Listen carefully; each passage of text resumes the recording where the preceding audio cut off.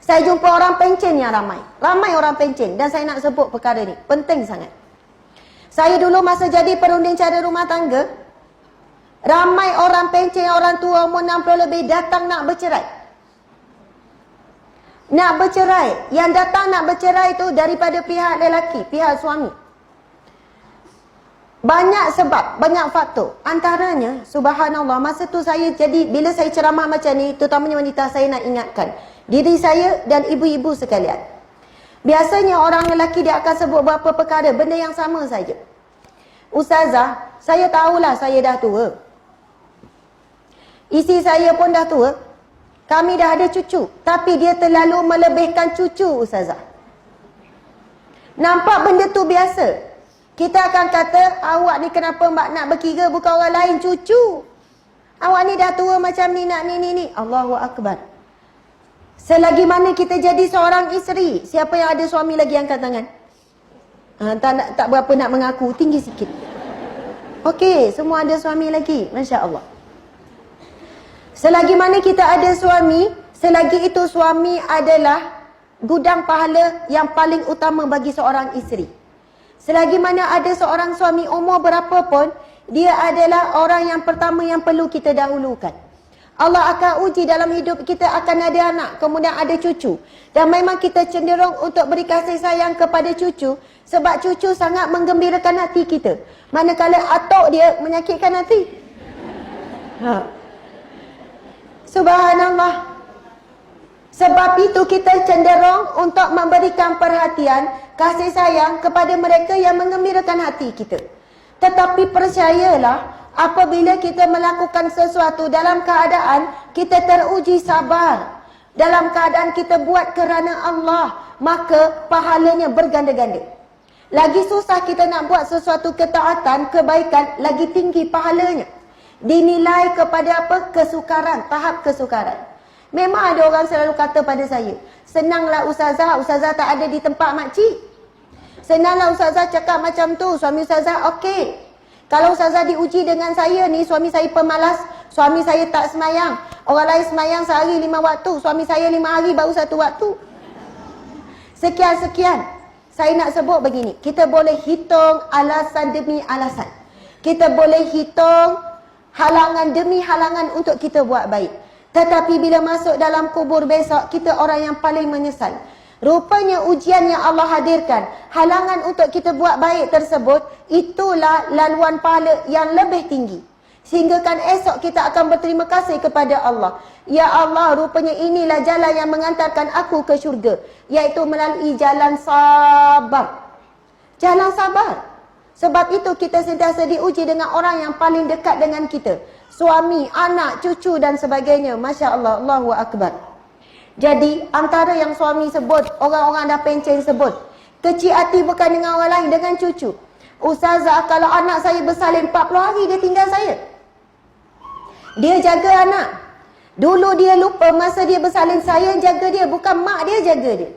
Tapi hari ini dia tinggal saya 40 hari. Saya takkan tinggal rumah ni, saya tingkat dengan surau, saya tingkat dengan masjid. Saya tak boleh duduk dekat kawasan rumah anak saya. Tapi dia buat pilihan pada saya. Nak ikut, tak nak duduk rumah. Macam tu pula. Kembali.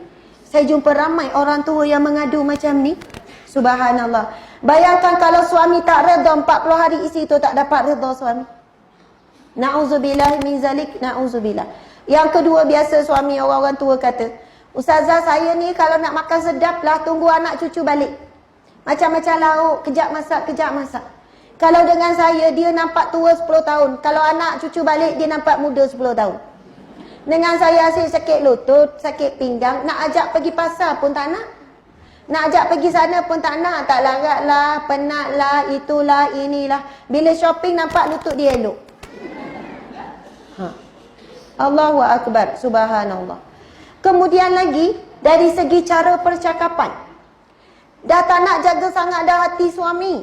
Sebab nampak tua sama tua, rasa macam tak ada masalah, tak tergugat. Tak layan ke, tak buat yang terbaik ke, tak berias pun tak apalah. Dia ni dah tak ada orang nak, dah kecut dah ni. Dah kerepot dah. Masa muda dulu rasa juga bimbang apa. Bila dah sama-sama tua rasa macam tak ada masalah, tak layan pun. Allahu Akbar. Sebenarnya kita layan mengharapkan daripada ganjaran suami ataupun kerana Allah.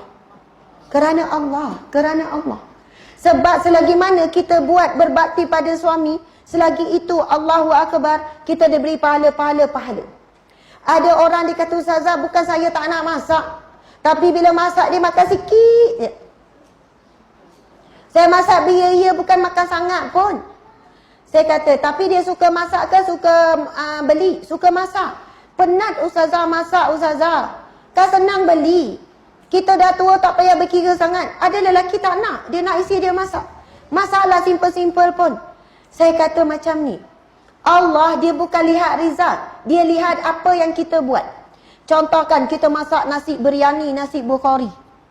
Kemudian lembek tak jadi. Masak 2 jam. Lepas tu bila hidang tak jadi. Lembek tak sedap. Terlebih air. Kuah pun tak jadi. Manusia tengok usaha kita masak ke tengok hasil kita masak? Hasil. Ya Allah tak jadi tak apalah, makan je lah, nak macam mana, gini-gini. Tapi start kita masuk dapur tu, sampai selesai 2 jam tu, pahala. Allah tengok apa yang kita buat, bukan hasil. Tapi manusia cenderung akan beri penghargaan bila nasi biryani kita tu sedap. Oi sedapnya, Masya Allah, tak pernah. Manusia akan puji ketika itu. Tetapi Allah puji daripada start kita masuk dapur tu.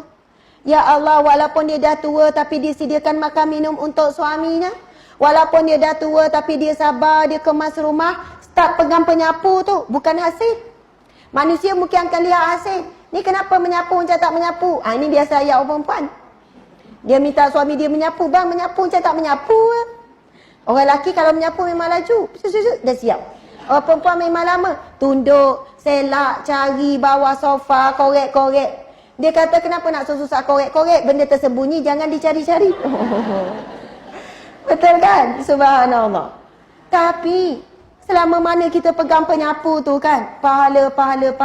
Itulah gudang terbesar seorang wanita. Allah bukan suruh kita susah payah cari pahala di luar rumah. Tetapi di dalam rumah itulah tempatnya kita mengumpul pahala demi pahala.